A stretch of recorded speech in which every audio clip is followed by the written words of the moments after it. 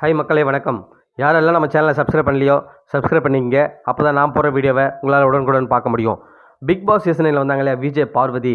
So அவங்களும் அவங்களுடைய அம்மா இருக்காங்க இல்லையா சரஸ்வதி அம்மா. ஸோ அவங்க 2 பேரும் சேர்ந்து ஒரு தனியார் யூடியூப் சேனலுக்கு ஒரு பேட்டி கொடுத்துருந்தாங்க. ஸோ அந்த பேட்டியில் பார்த்தீங்கன்னா நிறைய விஷயங்களை ஷேர் பண்ணியிருந்தாங்க. அதில் குறிப்பாக பார்த்தீங்கன்னா அவங்களுடைய கல்யாண விஷயத்தை பற்றி ஷேர் பண்ணியிருக்காங்க. அது என்னென்னு பார்த்தீங்கன்னா கடந்த ஒரு வருடமாகவே அவங்களுக்கு வந்து மாப்பிள்ளை பார்க்கும் படலம் வந்து ஸ்டார்ட் ஆகிடுச்சான். பட் வந்து பார்வதி தான் வேணாம் வெயிட் பண்ணுங்கன்னு சொல்லியிருந்தாங்களாம். அவங்க அம்மா ஒரு கட்டத்துக்கு மேலே சரி ஓகே இவ பட்டாதான் திருந்துவா, இவ போக்குள்ளே விட்டுருவோன்னு சொல்லிட்டு அமைதியாக விட்டுட்டாங்களாம். அதுக்கப்புறம் அவங்க ஃப்ரெண்ட்ஸுக்கு எல்லாருக்குமே ஒவ்வொருத்தராக கல்யாணம் ஆகும்போது பார்த்தீங்கன்னா இவங்க மட்டும் தனியாக நின்னாங்களாம். ஸோ அப்போ தான் அந்த ஃபீல் இருந்ததான் பார்வதிக்கு. ஸோ நம்ம கல்யாணம் எப்போ பண்ண போகிறோம், எல்லாருமே போயிட்டாங்களேன்னு சொல்லிட்டு.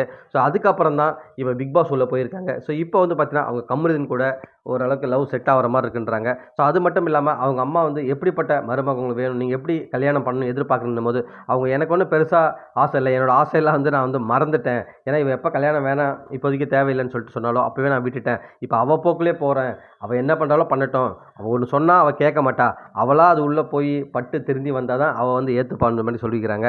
ஸோ கூடிய சீக்கிரத்தில் அது மட்டும் இல்லாமல் வயசாகிட்டு போது கூடிய சீக்கிரத்தில் அவளை கல்யாணம் நடந்துடும். அது மட்டும் இல்லாமல் பார்வதியுமே சொன்னாங்க கூடிய விரைவில் நான் கல்யாணம் பண்ண போகிறேன் அப்படின்னு சொல்லியிருக்காங்க. ஏன்னு பார்த்தீங்கன்னா அவங்க ஒரு சில கோல் வச்சுருந்தாங்களாம், அது ஆல்மோஸ்ட் எல்லாமே அச்சீவ் பண்ணிட்டாங்களாம். இன்னும் 1, 2 மட்டும் பேலன்ஸ் இருக்குன்னு சொல்லியிருக்காங்க. ஸோ அதையும் வந்து நான் கம்ப்ளீட் பண்ணிட்டேன்னா கண்டிப்பாக வந்து கல்யாணம் பண்ணிக்கும்னு சொல்லியிருக்காங்க.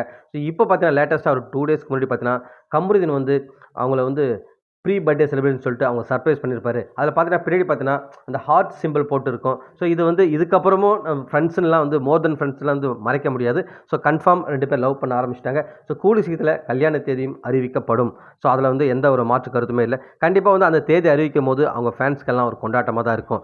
இப்போ பார்த்தீங்கன்னா பார்வதி அந்த சுற்றுலா சொன்னாங்க இல்லையா டூர், ஸோ டூர் ட்ரிப்புக்காக தாய்லாந்து போயிட்டாங்க. ஸோ அங்கேருந்து ஏதாவது அப்டேட் கிடச்சிதுன்னா உங்களை அப்டேட் பண்ணுற மக்களே. மீண்டும் உங்களை அடுத்த வேளை சந்திக்கிறேன். நன்றி.